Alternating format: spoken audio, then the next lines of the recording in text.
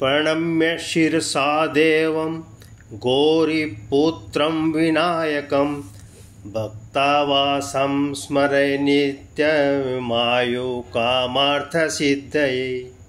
प्रथमं वक्रतुण्डं च एकदन्तं द्वितीयकं तृतीयं कृष्णपिङ्गाक्षं गजवक्त्रं चतुर्थकं लम्बोदरं पञ्चमं च षष्ठं विकटमेव च सप्तम विघ्नराजं च धूम्रवर्णं तथाष्टमं नवमं भालचन्द्रं च दशमं तु विनायकम् एकादशं गणपति द्वादशं तु गजाननं द्वादशेतानि नामानि त्रिसन्ध्यं ये पठे नरे न च विघ्नभयं तस्य सर्वसिद्धिकरं प्रभो।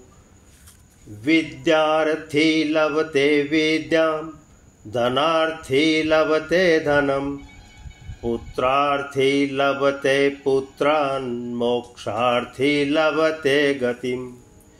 जपेत् गणपतिस्तोत्रं षड्भिर्मासे फलं लभेत् संवत्सरेण सिद्धिं च लभते नात्र संशये।